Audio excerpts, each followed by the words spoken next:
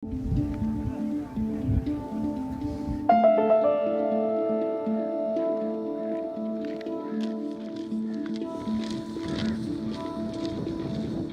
Park उन चंद मकामात में से एक है जहां हर रोज़ कई लोग वॉक करने या कुछ देर सुकून का सांस लेने की गर्ज से आते हैं। इनमें एक बड़ी तादाद ख़वातीन की भी होती है, लेकिन अक्सर वो किसी न किसी के साथ नज़र आती हैं। इन मकामात पर कमोबेश ही ऐसा देखा जाता है कि कोई खातून अकेले बैठी हों।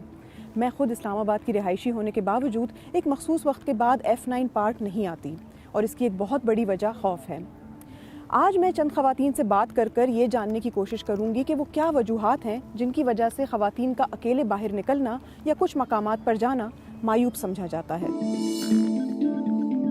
उन चंद ख़वातीन में से जो F9 पार्क अकेले आती हैं, उनमें एक मेरी दोस्त महविश फ़ख्र भी है, जो यहाँ पर अक्सर फ़ोटोग्राफ़ी की गर्ज से आती है। उनसे मैं थोड़ी सी बात करती हूँ और उनसे पूछती हूँ कि यहाँ पर अकेले आना उनके लिए कैसा तजुर्बा रहा है अभी तक। हेलो, अस्सलाम वालेकुम। क्या हाल है? क्या चल रहा होता है माइंड में? क्या किस तरह की बात चल रही होती है माइंड में यही बात चल रही होती है कि अपनी सेफ्टी का कैसे ख्याल रखना है। पहली बात तो यही होती है, और दूसरा ये है कि आप ऐसी इसके ट्रैक्स पे जाते हुए आप ख्याल रखें जहाँ पे ज़्यादा रश है, जहाँ पे आपको लग रहा है कि फैमिलीज़ जा रही हैं, या फिर ऐसे लोग जिनको हम रेगुलर देखते हैं वॉक करते हुए। क्योंकि मेरे ख्याल में 5 साल तो हो गए हैं यहाँ पे वॉक करते हुए, तो अब बहुत सारे लोग आपको जानना भी शुरू हो जाते हैं उस तरह से।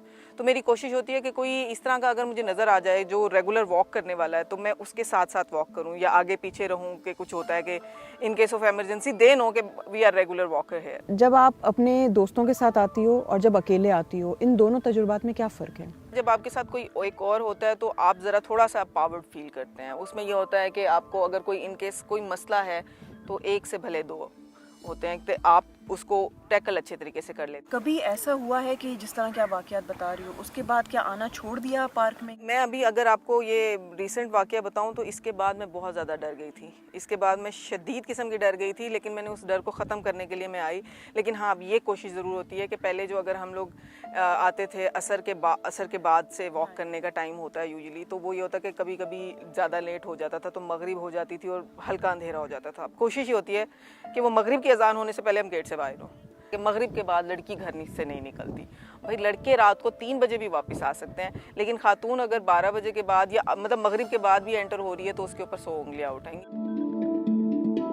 F9 पार्क में मौजूद लोगों से फिर मैंने पूछा कि क्या ख़वातीन को अकेले निकलना चाहिए या नहीं, और ऐसा करने में उन्हें किन खतरात का सामना होता है।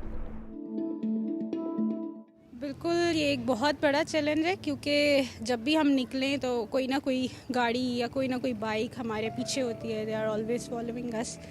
कुछ ना हो तो बिला वजह हॉर्न दे रहे हैं।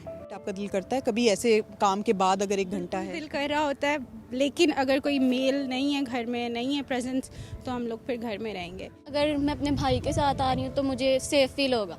अगर मैं अकेली आ रही हूँ तो फिर मुझे सेफ़ फील नहीं होगा, क्योंकि यहाँ पे बहुत कुछ सुनने को मिल रहा है। अकेले ही नहीं, बाहर भी अगर कपल भी घूम रहा है तो ऐसी डार्क प्लेसेस पे ना जाएं, जैसे कि अब बहुत सोशल क्राइम्स बहुत बढ़ चुके हैं हमारी सोसाइटी में। ख़वातीन हज़रात जो है ना घर से बाहर आना चाहते हैं तो साथ अपने मेल जो भी है, किसी भाई या हस्बैंड जिसके साथ भी आना चाहते हैं साथ हो तो कंफर्टेबल रहता है बंदा। कोई भी हादसा वगैरह हो सकता है, इसलिए अगर हम ख़वातीन को अपने हकूक़ है ना, हम एक आज़ाद ममलिकत में रहते हैं, तो इसका ये मतलब नहीं है कि ख़वातीन को हम घर में ही रखें। हर किसी का हक है बाहर निकले। और ये क्या जो गैंग रेप हुआ है, इसमें ख़वातीन का तो कोई कसूर नहीं है ना। कसूर जो उसका जिसने किया है ना, हमें चाहिए कि हम अपने मुआशरे को बदलें। सिर्फ ख़वातीन को ही नहीं, हमें मर्द को, जो मर्द का सोच है उसको भी बदलें। ये इस्लामाबाद की मशहूर मार्केट है जहाँ हर रोज़ लातादाद लोग चाय पीने आते हैं, लेकिन ख़वातीन फिर भी कम ही नज़र आती हैं। मेरी यहाँ मुलाकात हुई सनहा तलहा से, जो अपने खावंद के बगैर कहीं नहीं जाती। बिल्कुल भी नहीं आऊँगी ऐसी जगह पे, तो बिल्कुल नहीं आऊँगी जहाँ पे आसपास जो है वो लड़के हैं। और अभी भी मैं बैठी हूँ तो इनके साथ मैं सेफ फील कर रही हूँ कि ये है मेरे साथ, वरना शायद इस तरह से मैं ना बैठी हूँ यहाँ पर। अपने हस्बैंड के साथ, अपने भाई के साथ, या अपने अब्बू के साथ, या और कोई ना हो तो अपने बेटे को साथ ले जाती हूँ कि मुझे अकेले जाना वैसे ही जो है ना वो नहीं अच्छा लगता या सेफ नहीं लगता मुझे। जब आप अपने हस्बैंड या भाई या अब्बू के साथ जाती हैं, क्या फीलिंग क्या होती है उस टाइम पे कि क्यों आपको लगता है उनको ले जाना ज़रूरी है? बस सिक्योरिटी होती है। लोग आपकी तरफ वैसे नहीं देखते जैसे आप अकेले जा रहे हो तो देखते हैं आपको, या गाड़ी रोक लेते हैं या खड़े होकर आपको देखना शुरू करते हैं। तो अगर आपके साथ कोई मेल हो तो उस तरह से जो है वो आपको नहीं देखेंगे। इसी तरह निशात अपने घर से नज़दीक वॉक किया करती थी, लेकिन अब नहीं करती।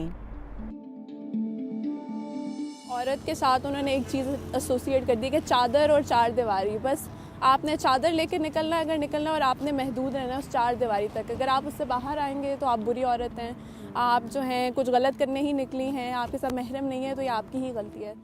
आफ्टर द डार्क आप बाहर नहीं आ सकते। जिन लोगों की जॉब ही फॉर इंस्टेंस 5 या 6 के बाद ओवर होती है, और अब तो आपको पता भी है कि सर्दियां हैं और अंधेरा कितनी जल्दी हो जाता है, तो फिर हम क्या करें, हम घर में बंद होकर रह जाएं। इतना मेन रोड है यहाँ पे और इधर ट्रैक है। आप यहाँ पर आती हैं? मैं और मेरी बहन अक्सर आते थे यहाँ पहले, बट जब से मैंने ये इतने सारे वाक़यात सुने हैं, मेरे घर वाले तो काफ़ी खौफज़दा हैं और वो मतलब हमें इस तरह से अकेले जाने नहीं देते। इवन हम 2 होते हैं साथ तो उसको भी अकेला समझा जाता है क्योंकि लड़कियाँ हैं। अच्छा, और ये कभी होता है कि आपके माइंड में क्या चल रहा होता है जब आप अपनी बहन के साथ भी यहाँ पर आती थी, तो क्या माइंड में क्या चल रहा होता था? चाहे वॉक हो, चाहे मैं ऑफिस से आ भी रही हूँ, मुझे अक्सर वॉक करना पड़ जाता है क्योंकि मुझे गाड़ी थोड़ा दूर छोड़ती है। आई स्वेयर मुझे सारा टाइम खौफ होता है, मुझे इतना खौफ होता है, मैं अपनी आंखों के कोनों से देख रही होती हूँ कि मुझे फॉलो नहीं कर रहा सारा टाइम।